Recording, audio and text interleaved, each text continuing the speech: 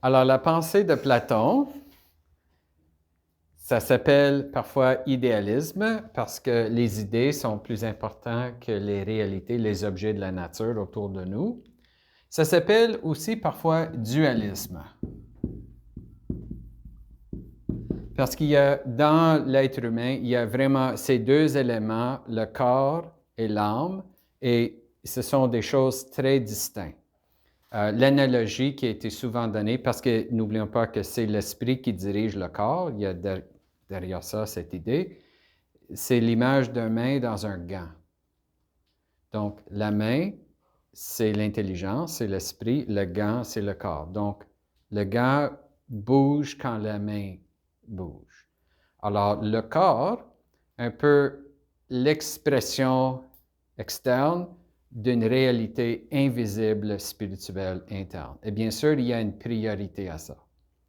N'oublions pas aussi, avec cette idée de réincarnation et le monde des idées qui est supérieur, que l'expérience du ciel, entre guillemets, c'est une expérience de contemplation de la vérité. C'est une expérience intellectuelle et donc les personnes qui peuvent l'atteindre sont les intellectuels. C'est le salut par l'intelligence. Ça, c'est très important parce que pour nous, les chrétiens, on croit que le salut, c'est par la vie morale et la grâce de Dieu. Mais quelqu'un peut être bête et stupide et quand même aller au ciel, et quelqu'un peut être super intelligent et se trouver ailleurs. Ce n'est pas l'intelligence qui détermine notre salut. Mais pour ça, c'est l'intelligence qui compte, plus que la morale, d'une certaine manière. Bien sûr, pour eux, l'idée, c'est si quelqu'un possède la vérité, la personne va quand même agir selon la vérité. Si quelqu'un agit mal, c'est parce que la personne ne comprend pas. Mais l'idée, c'est l'intelligence détermine l'action. Il y a une confiance que l'intelligence détermine l'action. Donc, la chose la plus importante, c'est le salut par l'éducation. C'est le salut par le développement de l'intelligence. Et ça crée une école de pensée spirituelle, ou pas juste une école, beaucoup d'écoles de pensée spirituelle, qui s'appelait le gnose, qui vient d'un mot grec qui veut dire connaissance, sagesse, pas sagesse, mais savoir. Alors, dans l'Église, au début, surtout quand l'Église se trouvait dans des pays, des régions païens, influencées par la philosophie de Platon, le gnose a fait des déviations dans l'approche de l'Évangile. Alors, c'était les premières hérésies, étaient les hérésies de la gnose, où ils ont pris la philosophie de Platon, mais ils ont gardé les éléments pas compatibles avec l'Évangile. Ils ont enlevé les parties non compatibles de l'Évangile pour garder la philosophie de Platon, au lieu de faire l'inverse. Alors, ça, c'est Platon. Idéalisme, dualisme, qui nous donne des écoles de spiritualité qui s'appellent la gnose. Mais n'oublions pas, Platon avait un disciple, Aristote. Alors, Aristote n'était pas totalement opposé à Platon, pas du tout, mais il pensait que c'est important d'avoir des précisions à sa pensée. Lui acceptait cette distinction entre la forme puis la matière, parce que bien sûr, les chiens existent et les idées d'un chien existent.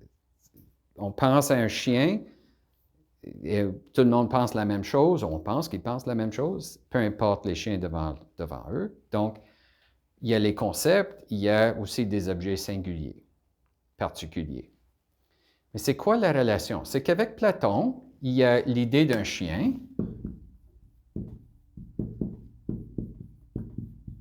et il y a le chien.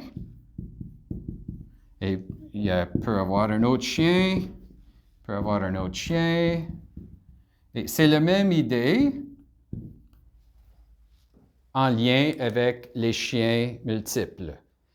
Mais la question, c'est comment est-ce que cette idée abstraite qui existe dans un ciel des idées, comment est-ce qu'une idée, dans un monde à part, peut influencer l'existence des atomes qui font des chiens ici sur Terre? Alors, Platon disait que les chiens ici sur Terre, ils participent à l'idéal du chien céleste. Et Aristote disait, ils participent, ça veut dire quoi? Et ça n'a jamais été défini dans la pensée de Platon. C'était simplement déclaré. Pour une philosophie qui suivait Socrate, qui pensait que les définitions sont très importantes, d'éviter de donner une définition et incapable de donner une définition à cette participation, Aristote disait c'est un défaut, c'est un problème dans la théorie. Le lien entre le monde des idées et le monde concret autour de nous, c'est faible. C'est très faible. Et ça donne aussi, deuxièmement, une priorité au monde des idées. Alors, Aristote disait non, non, non. Si on veut comprendre c'est quoi un chien ou un arbre ou n'importe quoi, il faut commencer par l'expérience de ces choses. Essaie de donner une définition de la neige à quelqu'un qui n'a jamais vu la neige, n'a jamais expérimenté la neige, même pas dans des photos, rien, à aucun point de repère. Comment est-ce qu'on explique ça à quelqu'un? Très difficile, parce qu'ils vont comprendre à partir de leur point de repère. Donc, la meilleure manière, le moment où on voit la neige, on dit « Ah, c'est ça! » Donc, l'expérience vaut 1000 mots d'une certaine manière. Toutes les définitions, la définition qui décrit l'idée, pour Aristote, l'expérience concrète, c'était le point de départ de l'intelligence. N'oublions pas, pour Platon, il croyait à une réincarnation. Donc, l'âme possédait ces idées déjà. Et de posséder l'idée d'un chien, et une fois incarné dans un corps, voyait les chiens, et c'était comme le souvenir de cette idée qui faisait que « Oh, c'est ça un chien ». Pour Aristote, non, non, non, c'est pas ça. L'intelligence commence par l'expérience. Alors, Aristote, qui prend la doctrine de son maître, mais qui voit une faiblesse, la faiblesse de la théorie de la participation, et il dit que la connaissance, le savoir commence dans l'expérience. Et que ce n'est pas que simplement qu'il y a un monde à part avec les idées pures et que les chiens ici participent d'une manière incompréhensible à ça. Pour lui, la forme et la matière étaient unies dans l'objet. Donc, l'idée pure d'un chien se trouvait dans l'animal même. Donc, on voit le chien et notre intelligence a une capacité d'abstraire. L'abstraction fait qu'on peut partir d'un objet concret et arriver à l'idée de l'objet. La forme se trouve dans la matière, avec la matière. Alors, pour Platon, n'oublions pas que la forme est supérieure à la matière. Parce que la forme ne change pas, la définition ne change pas, la matière, ça change. Pour Aristote,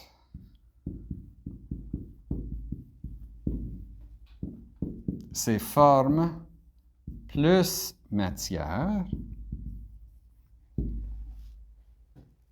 qui fait la réalité, ce qu'il appelait la substance.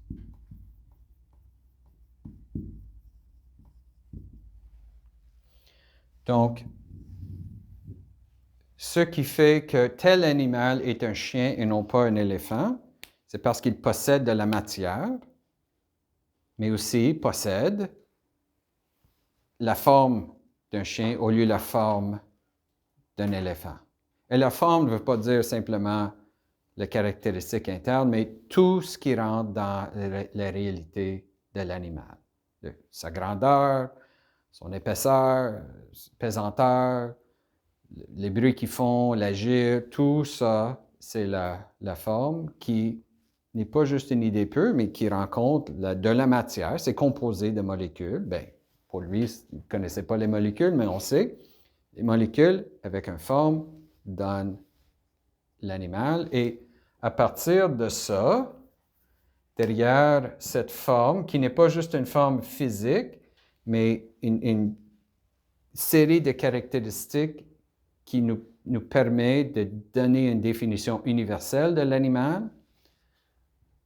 L'intelligence voit l'animal devant nous et peut abstraire à partir de toutes ces caractéristiques une définition.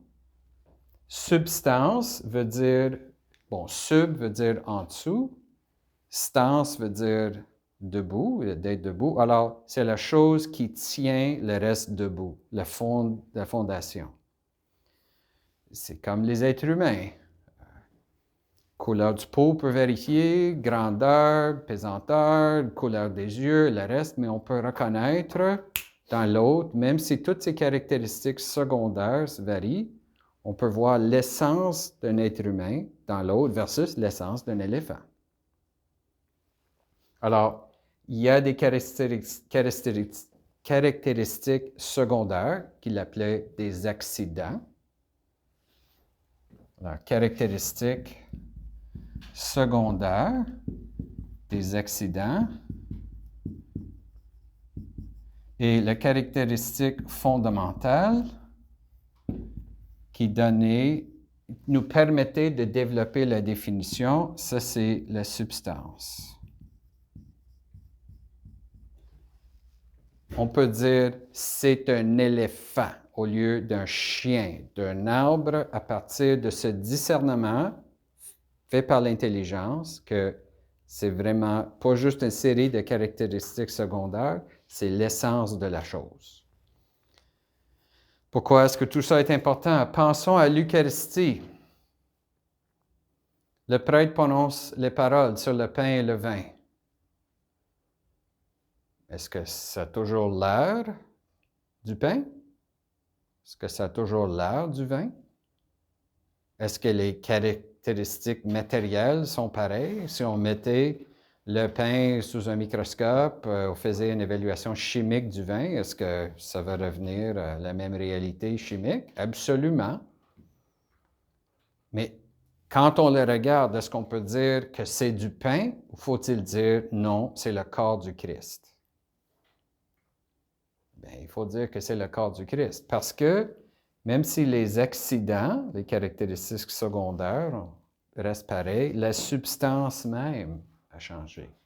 Donc, ça change l'étiquette, ça change le titre de la chose. Si on était des nominalistes, on dirait que l'Église change le nom parce que c'est un pur symbole. Donc, bien sûr, avec l'Eucharistie, un des grands débats, est-ce que c'est uniquement un symbole ou est-ce que c'est vraiment le corps et le sang du Christ? Voilà pourquoi le prêtre fait une génuflexion après la consécration de chaque élément. Par un petit geste, on communique que ce n'est pas uniquement un symbole. J'adore le Seigneur de l'univers.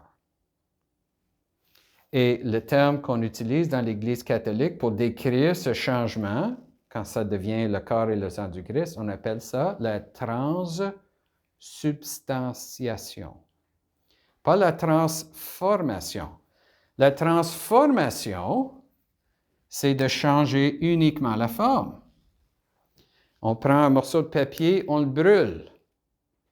La matière est là. C'était la matière du papier. Ça change, ça devient la matière des cendres. Il y a toujours de la matière, mais la forme est changée. Mais avec la transsubstantiation, la forme et la matière sont remplacées pour avoir la forme ou la substance même de Jésus. On peut dire c'est Jésus qui est là. C'est pourquoi ça ne s'appelle pas une transformation. Transforme veut dire on change la forme. Transsubstance, on change toute la substance. Et même les molécules qui restent font partie des accidents. Donc, derrière les molécules, il y a un niveau de la réalité encore plus fondamental, c'est l'existence même. OK. Alors, Aristote a une autre approche. Donc, ça veut dire que pour l'être humain, n'oublions pas, pour Platon, c'est l'âme qui a une priorité sur le corps. Et c'est facile de penser que l'âme spirituelle est éternelle et immortelle. Pour Aristote, si c'est forme plus matière qui donne substance, bon, la forme c'est l'âme, plus le corps, qui donne un être humain. Donc, la dignité de la personne reste dans son âme et son corps. Les deux sont importants. Les deux entrent dans la définition d'un être humain. Quand Saint Paul est allé à Athènes, vous allez lire ça dans les Actes des Apôtres, l'Évangile du Saint-Esprit. Il proclame Jésus aux païens à Athènes. Athènes, la ville de Platon, la ville qui donne naissance à la philosophie. Et il commence à parler de comment Dieu est conçu dans les différentes cultures et qu'à Athènes, il y avait des autels pour tous les différents dieux et déesses, mais il y avait même, pour éviter de ne pas oublier un dieu, il y avait même un autel pour un dieu inconnu. Hedging their bets. Alors, Paul dit, ce Dieu inconnu, nous le connaissons. Je viens ici pour vous partager ça. Et Athènes, dans le cœur de la ville, c'est là où les gens aimaient venir discuter, etc. Il y avait des débats publics sur la philosophie. C'était vraiment la culture intellectuelle. Alors, il commence à faire sa proclamation. À un certain moment, il déclare que Dieu a ressuscité Jésus d'entre les morts. Et la réaction des Grecs, ils ont rié. Ils ont trouvé ça drôle, ridicule même. Parce que n'oublions pas, dans leur pensée, être emprisonné dans un corps, c'est négatif. C'est mieux d'être libéré de notre corps pour retourner dans le monde des idées pures. Alors, la résurrection du corps, non, ça n'a aucun bon sens. Dans la philosophie de Platon, qui a une priorité sur l'intellect. Voilà pourquoi, pour nous les chrétiens, la philosophie de Platon, qui a quand même des intuitions intéressantes, ne peut pas être la conclusion de l'affaire. Aristote est intéressant parce que lui inclut le corps avec l'âme dans les définitions de la personne. L'âme et le corps qui sont séparés, ça, c'est pas normal. C'est mieux que les deux soient unifiés. Donc, la résurrection, dans la philosophie d'Aristote, c'est important. Malheureusement, Aristote était beaucoup moins étudié à cette époque. Platon était beaucoup plus populaire.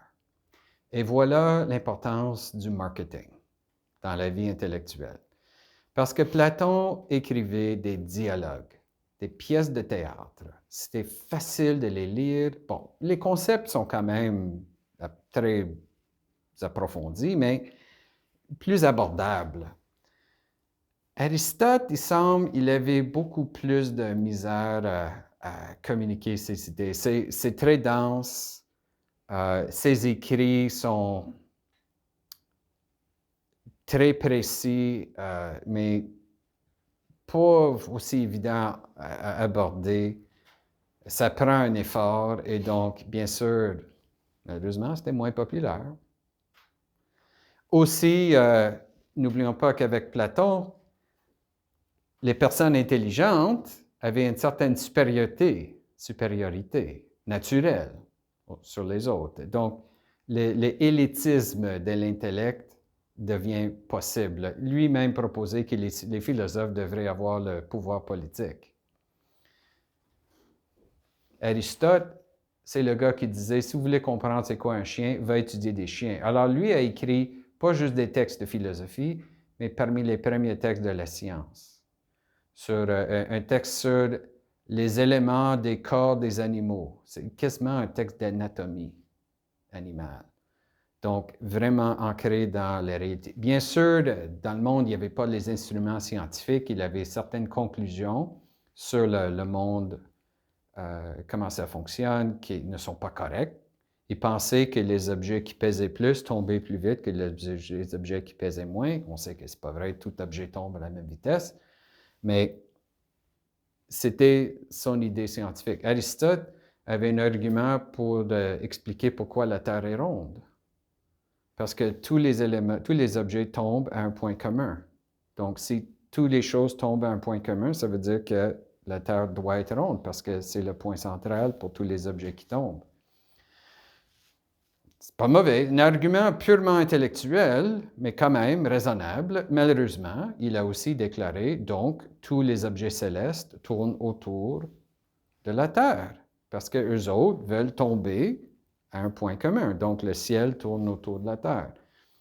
Vous voyez comment, si on n'a pas la manière de vérifier dans le monde avec des instruments purement intellectuels, on peut arriver à des conclusions qui divergent, bien sûr. Mais c'est le point de départ pas de la méthode scientifique, mais de la possibilité d'une méthode scientifique. Aristote aussi, n'oublions pas que les définitions sont importantes et les mots sont utilisés dans les arguments. C'est Aristote qui a vraiment développé la science de la logique. La logique, comment ne pas tomber dans des erreurs de pensée. Donc, il est vraiment le père de la science de la logique. Et les gens étudiaient Aristote après, pas pour ses idées métaphysiques, physiques et métaphysiques, mais surtout pour sa logique. Et aussi, lui, parce qu'il croyait que les choses avaient une nature, que n'oublions pas que Platon, pour lui, la justice est importante, donc l'agir doit suivre l'être. Aristote disait que l'agir de l'homme doit être logique et suivre notre être, notre essence, et donc il proposait l'éthique. Donc c'est aussi le père de la pensée éthique comme discipline spécifique. Mais dans sa pensée de cette nouvelle manière de voir la conception de la relation entre la forme puis la matière, il était moins suivi.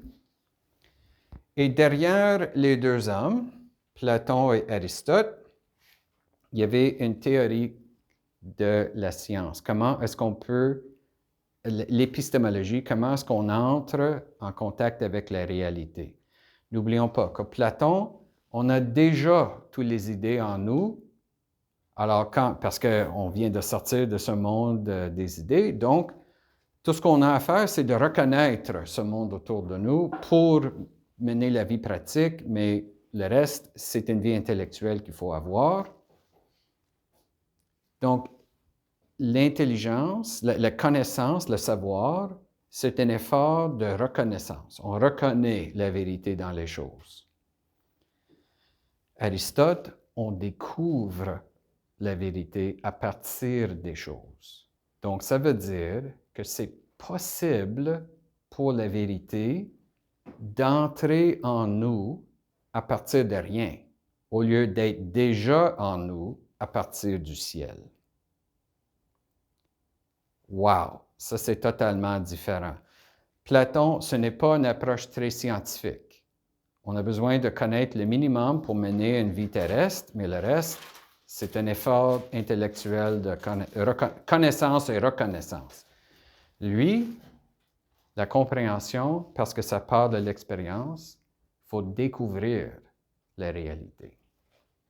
Et ça veut dire qu'on peut entrer en contact avec la réalité d'une manière très profonde. Ce n'est pas juste quelque chose qui provoque un souvenir d'une vie antérieure au ciel. C'est un contact direct avec les formes qui se trouvent dans les choses composées. Et ça change tout.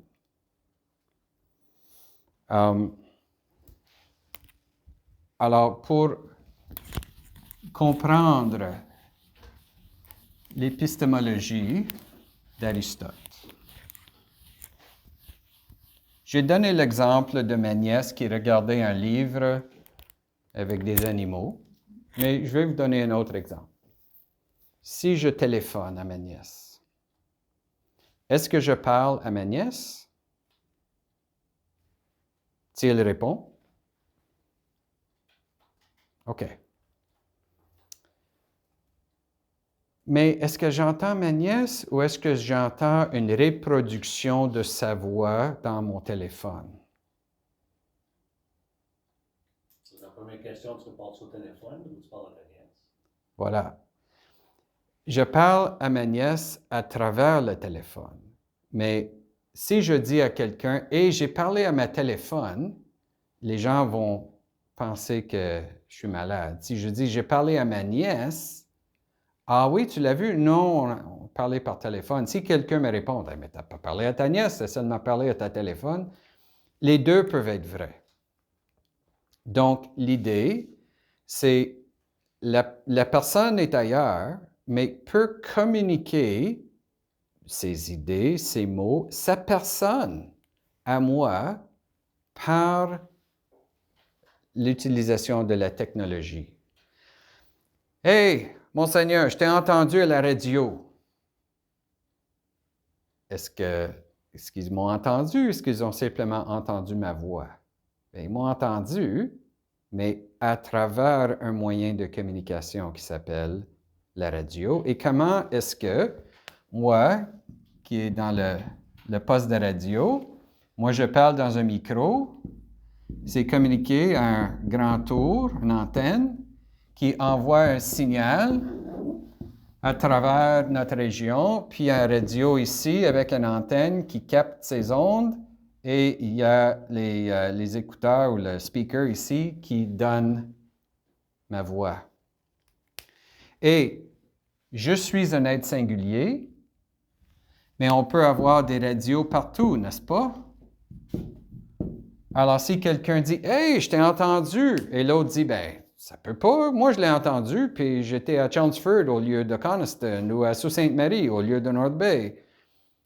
Je peux être, même si je suis dans un seul endroit physiquement, je peux être à des endroits multiples par la communication de mon identité, de ma voix, ma personne, pas d'une manière matérielle, mais d'une manière dans mes idées. Idées, formes. Alors, pour Aristote, un être, un chien, un arbre, une personne humaine. Disons un arbre. L'arbre a un point d'existence avec des coordonnées GPS. C'est là, ce n'est pas ailleurs. Mais l'idée de cet arbre, et pas des arbres en général, mais de cet arbre-là, n'est pas limitée à ça. Peut se communiquer. C'est comme si l'objet est simultanément une antenne pour dire « je suis ici et je suis un arbre ». Et la personne qui voit par ses yeux et par son intelligence, voit l'image d'un arbre et son intelligence qui utilise l'abstraction fait que l'idée de l'arbre se trouve dans son cerveau. Cet arbre existe matériellement ici, mais la forme de l'arbre, la matière est là, mais la forme est comme les ondes qui rayonnent. La forme de l'arbre se trouve là, mais peut aussi se trouver dans l'esprit de la personne. Et cette personne qui voit peut aussi avoir l'idée d'un arbre, le même arbre dans sa tête. Donc, ça veut dire que pour Aristote, un objet concret existe dans un lieu particulier à cause de sa matière, mais dans sa forme, peut exister à des endroits multiples simultanément, s'il y a quelque chose capable de recevoir la forme et de faire l'abstraction de la forme dans son esprit. La radio, l'antenne, c'est exactement la même chose, sauf que l'antenne, chaque objet, un marqueur, est en train de projeter partout son identité de marqueur, sa réalité de marqueur que vous recevez. Donc, dans votre tête, il y a une unité entre le marqueur que j'ai dans ma main et le marqueur dans votre tête. C'est le même marqueur. Comment ça se fait qu'un objet matériel entre dans l'intelligence d'une personne? Bien sûr, la matière ne pénètre pas, mais par la forme. N'oublions pas, c'est un composé de matière et de forme. Ce n'est pas la matière qui entre dans votre tête, mais par la forme, il y a une vraie unité entre l'idée dans votre tête et l'objet dans ma main. Je reviens au film, The Matrix. C'est un élément important. Est-ce que la réalité est composée uniquement des formes mises dans des intelligences, mais qui sont fausses, ou est-ce qu'il y a une réalité derrière la forme où la matière est vraiment importante? C'est très philosophique, ce film. Alors, est-ce que c'est uniquement les images? Mais il y a un lien entre l'image. Si on prend une photo, qu'est-ce que quelqu'un va dire? Ah, ça c'est ma fille. C'est pas ta fille, c'est une image de ta fille. Mais il y a un lien entre l'image et la personne. Et c'est pas juste capturé dans les photos. Ça se fait actuellement. Tout est en train de déclarer son existence à tout moment. Et nous, les êtres intelligents, nous sommes le film capable de capturer ça.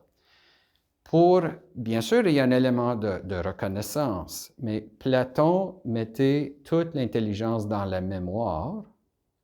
Aristote mettait le savoir dans le processus même de rencontrer le monde actuellement. Si Platon a raison, notre lien, le lien entre notre intelligence puis le monde concret est faible. Parce que le monde concret, la seule chose que ça fait, c'est d'évoquer des souvenirs d'un monde ailleurs. Si Aristote a raison, chaque expérience devient importante. Source possible d'intelligence ou de l'inverse. Donc, avec Aristote, il y a un grand respect pour l'expérience concrète. Un défaut de sa philosophie, c'est qu'avec Platon, l'âme est immortelle. Donc, si le corps meurt, c'est triste, mais ce n'est pas la fin du monde. Au moins, ce n'est pas la fin de la personne. Avec Aristote, sans bien sûr la révélation de Jésus et le reste, parce que l'âme et le corps sont unis, la forme et la matière, si on brûle le papier, il n'y a plus de papier. Si on sépare l'âme et le corps de la personne, il n'y a plus de personne, il y a un cadavre. Donc, l'âme cesse quand le corps cesse d'être le corps de la personne. L'âme n'est pas naturellement immortelle. il y a un débat si Aristote pensait vraiment ça ou est-ce qu'il avait une ouverture à l'immortalité de l'âme. Moi, je pense que sa philosophie implique l'immortalité de l'âme, mais pour des raisons qui ne se trouvent pas explicitement dans ses écrits. Alors, vous voyez la différence. Avec Aristote, il faut utiliser la logique pour et explorer le monde autour de nous pour arriver à des définitions communes pour que les mots puissent être utilisés pour communiquer une expérience commune. Avec Platon, c'est plus nébuleux et avec les sophistes, c'est encore pire. Toute l'expérience. Si on ne peut pas faire confiance à notre expérience, il n'y a plus de vérité. Ça devient ma vérité, ta vérité. Aristote, si on arrivait à Aristote puis on dirait « Ah, ben ça, c'est ta vérité à toi », il ne serait pas content. Quoi? Ben, allons ensemble. Mais bien sûr, comme je dis, pour lui, il faut partir de l'expérience concrète et surtout l'expérience de la nature. Les choses artificielles sont basées sur la nature. Ça commence par l'étude de la nature. Et comme je dis, c'est le point de départ de la méthode scientifique. Alors, l'Église catholique est très aristotélicienne actuellement. N'était pas toujours. Il y a des courants de pensée qui sont toujours très platonistes. Mais quand même au début, pas au début, mais actuellement, c'est beaucoup plus d'Aristote. Mais la pensée de notre monde actuel autour de nous est beaucoup plus basée sur Platon. Et je vais vous expliquer pourquoi. Alors, on a ce débat entre Platon et Aristote. Ça crée deux lignes de pensée philosophiques. Alors, Platon a des successeurs dans la pensée. Et il y a un monsieur qui s'appelle Plotin. Et lui était un des représentants, mais très important, d'une école de pensée qui s'appelait les néo-platoniciennes. Donc, c'était renouveler la pensée de Platon et de le développer davantage. La pensée de Plotin et les néo-platoniciens a eu une grande influence sur un monsieur, Saint-Augustin. Le plus grand philosophe et théologien du monde occidental avant saint Thomas d'Aquin. Et c'est sûr, son influence était absolument énorme. On ne pouvait pas dire qu'on était un théologien, un philosophe de qualité sans connaître la pensée d'Augustin. Et beaucoup de fois, dans les arguments, quelqu'un disait, « Bien, qu'est-ce qu'Augustin a dit? Ah, il a dit ça? Bon, OK, fin du débat. » Il y avait une influence absolument majeure. La pensée d'Augustin continue avec d'autres représentants, Abélard, Saint Augustin de Canterbury aussi. Mais peu importe, c'est sûr qu'Augustin avait cette idée. C'est lui qui a dit que Platon était un saint païen. Il pensait que Platon était aussi un païen, mais grande noblesse. Bon, avec Augustin, qu'est-ce qui arrive? Sa pensée est oubliée. À part de certaines œuvres comme la logique.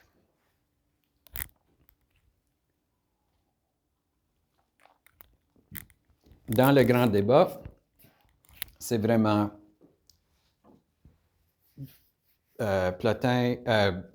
Platon et Plotin, les néo-platoniciens, qui ont gagné.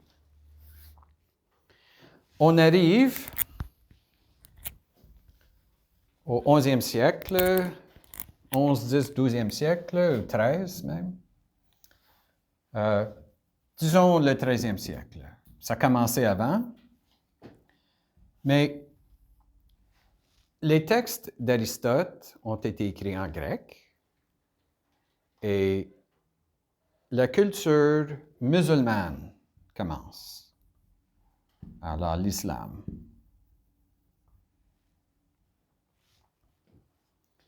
Et au début, l'islam était très ouvert à la philosophie. parce qu'ils avaient cette révélation, le Coran, mais ils cherchaient à le comprendre. Et c'est quoi la relation entre la philosophie puis la théologie? C'est la mathématique et la physique, c'est la base de tout. Les musulmans, dans l'empire musulman au début, il y avait une grande éducation. Bagdad était une ville très importante de la connaissance, la vie intellectuelle.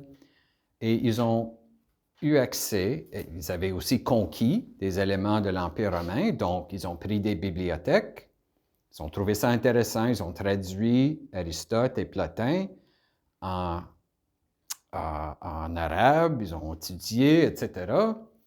Et il y a la naissance d'un intérêt pour Aristote parmi les musulmans. OK? Alors, il y a un philosophe musulman qui s'appelle Averroès. Je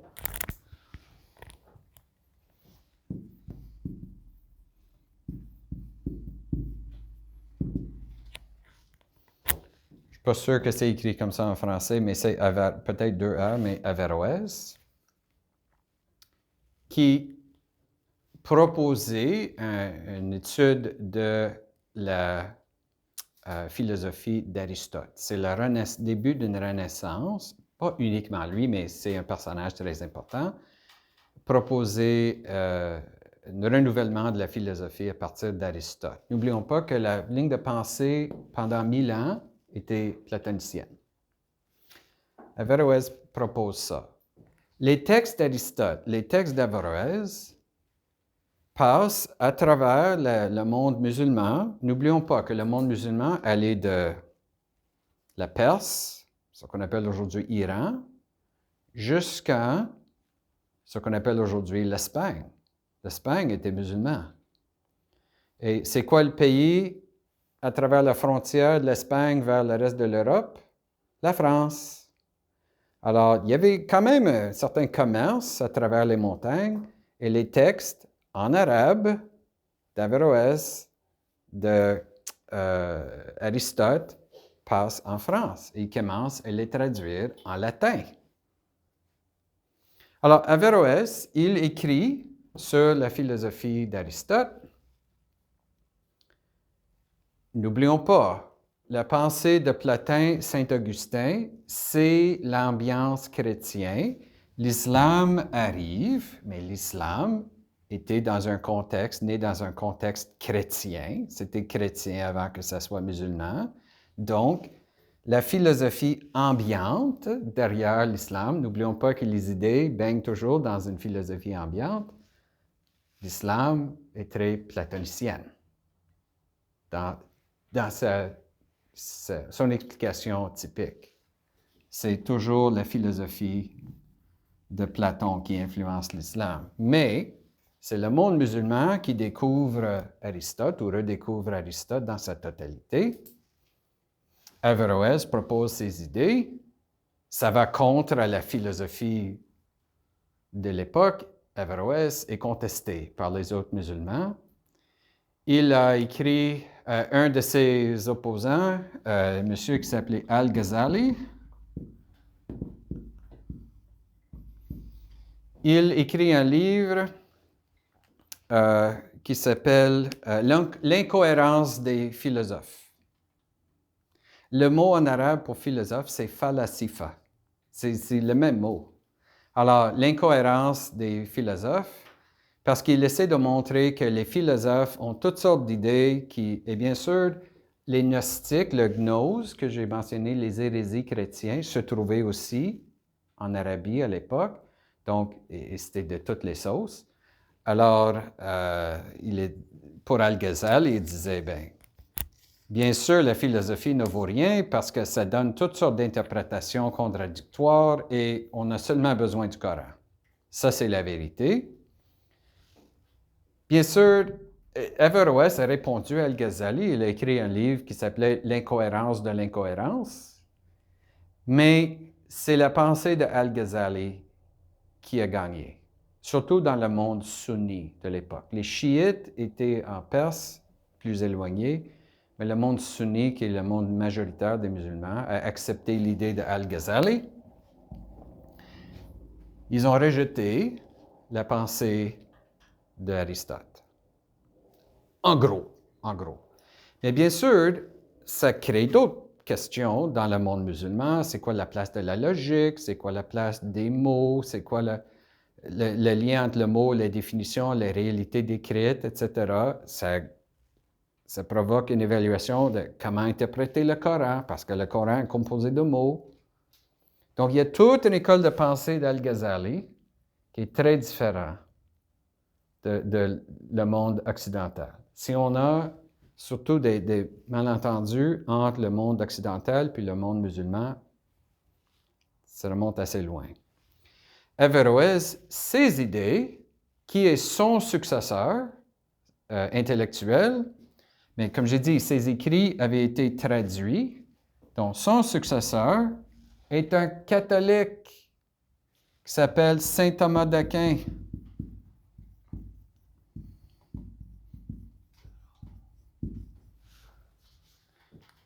Quand on regarde les écrits de Saint Thomas, il cite un musulman régulièrement.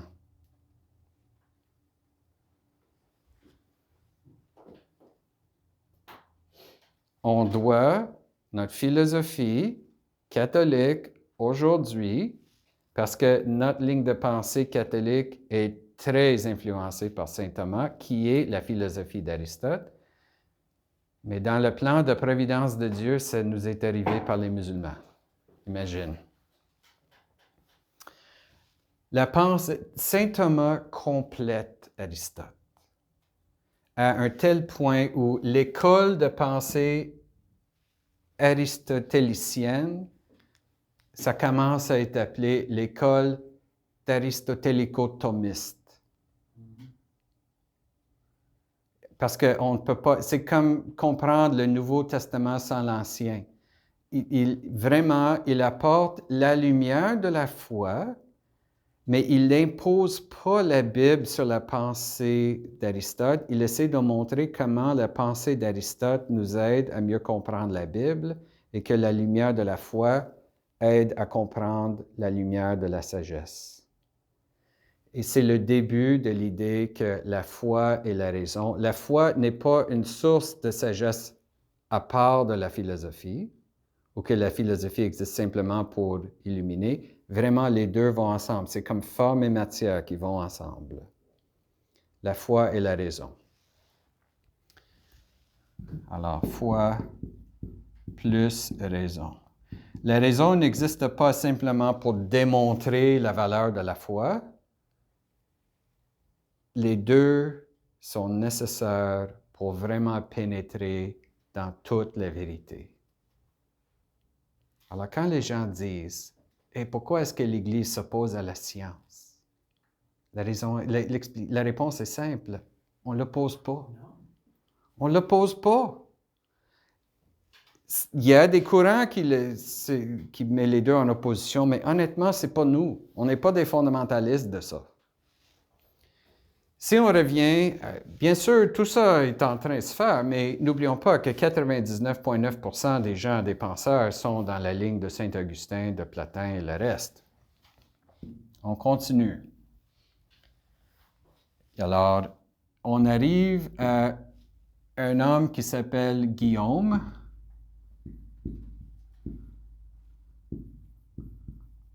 d'Occam. Et qu'est-ce que Guillaume d'Occam fait? Il dit, toutes ces idées de est-ce que c'est Aristote, est-ce que c'est Platon, qui peut savoir? La seule chose qu'on peut vraiment connaître, c'est le mot. C'est le sophisme qui revient. C'est le but de ce qu'on appelle nominalisme avec Guillaume d'Occam. William of Ockham.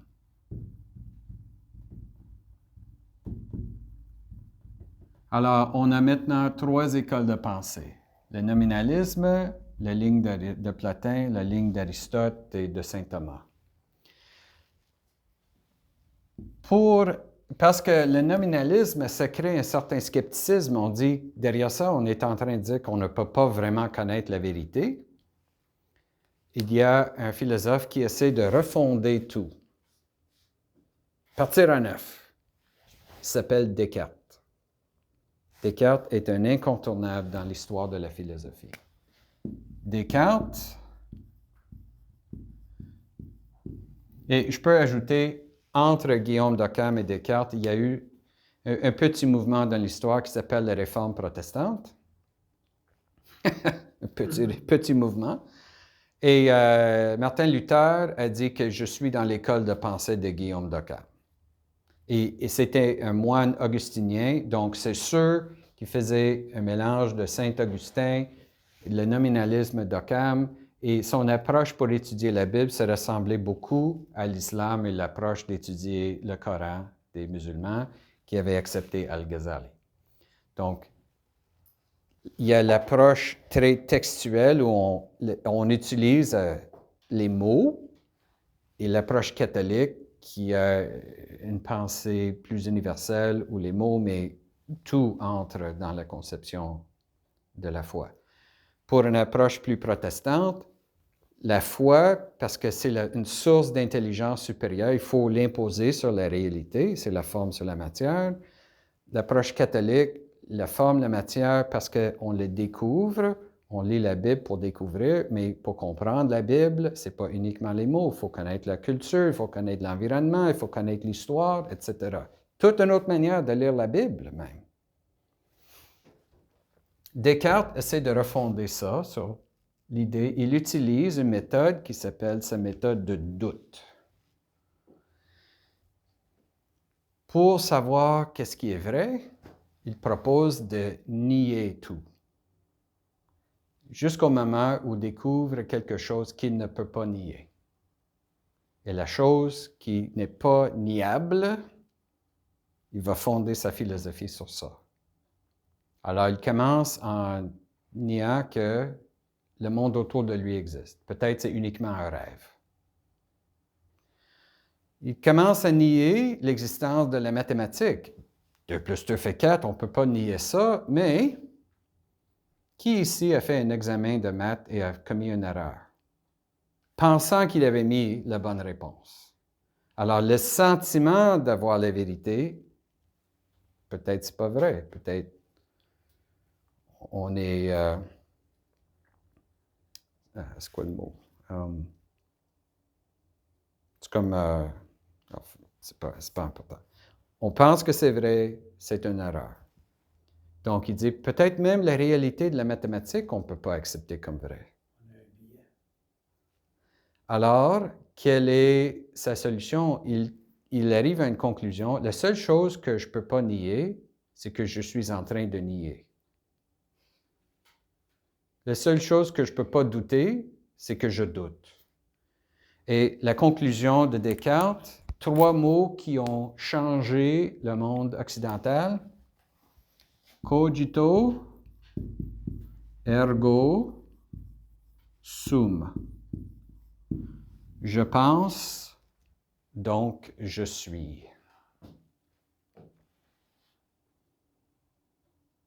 Mais il y a une erreur derrière ça. C'est l'erreur de penser que le moi que je suis est capable d'agir, que je suis la source de la pensée que j'expérimente. Peut-être même les idées, même la pensée ou l'expérience de pensée est une illusion qu'un autre être implante en moi. Il devrait dire, j'expérimente, donc je suis. Mais elle a dit, je pense. Expérimenter, c'est une réalité passive. Penser, c'est une réalité active. Donc, il y a dans sa pensée un biais vers la priorité de l'action sur l'expérience, la priorité de la possibilité d'agir sur la réalité passive. Il y a un biais sur la libre arbitre. Et ça revient toujours à la question, est-ce qu'on découvre la réalité ou est-ce qu'on détermine la réalité? Donc, c'est l'erreur, la faille dans dans sa pensée à lui.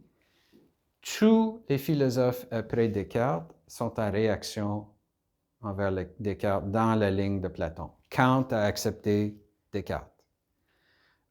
L'école de phénoménologie a commencé avec un écrit de monsieur qui s'appelle Husserl, qui s'appelle des méditations cartésiennes. Ils reviennent toujours à ça. Et bien sûr, avec Descartes, si on peut nier l'existence au monde autour de nous, la question devient, est-ce qu'on peut trouver une solution pour avoir confiance que le monde autour de nous existe? Comment rebâtir la confiance qui a été niée? Tout le reste de la philosophie dans cette ligne, c'est comment remettre le contact entre le monde et l'intelligence. Pour la pensée d'Aristote, avec son idée des ondes, que les choses existent dans notre intelligence parce qu'il y a une projection de ça, de la forme, la question ne se pose même pas. Mais ici, c'est toujours la question. Qu'est-ce qu'on peut douter? C'est la doute qui revient, la méthode de la doute. C'est une philosophie qui essaie de décrire, mais souvent met tout en doute.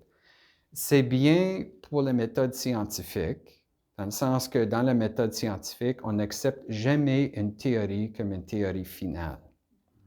On peut toujours le mettre en doute. Mais l'avantage que nous avons avec la science, c'est que les choses sont devant nous. Mais quand on commence à parler des choses plus abstraites, comme la justice, le bien, la beauté, ça tombe facilement dans un nominalisme, une lutte de définition qui devient une lutte de pouvoir. Qu'est-ce qu'un homme? Qu'est-ce qu'une femme? Est-ce qu'un homme peut devenir une femme? Est-ce qu'une femme peut devenir un homme? Combien de genres est-ce qu'il y a? 35 ou 2? C'est une question de définition, mais qui a un impact sur la structure même de la société. Ça, c'est juste un exemple. Alors, c'est pourquoi je dis, notre monde, le monde occidental, très influencé, bien sûr, par la réforme protestante, mais avant ça, 2000 ans d'une ligne de pensée.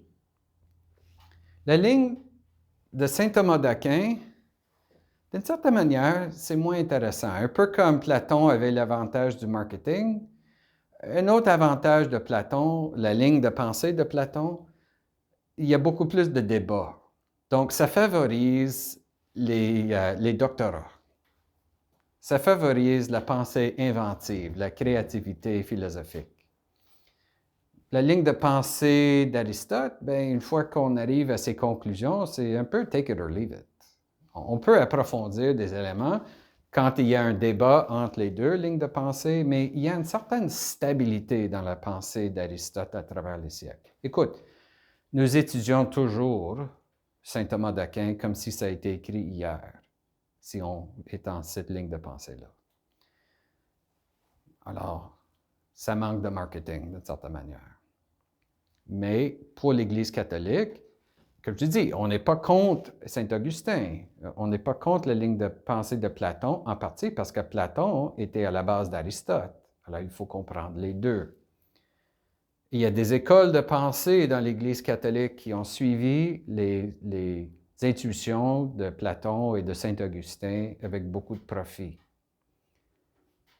Mais saint Thomas d'Aquin est vraiment le docteur angélique. On l'appelle comme ça.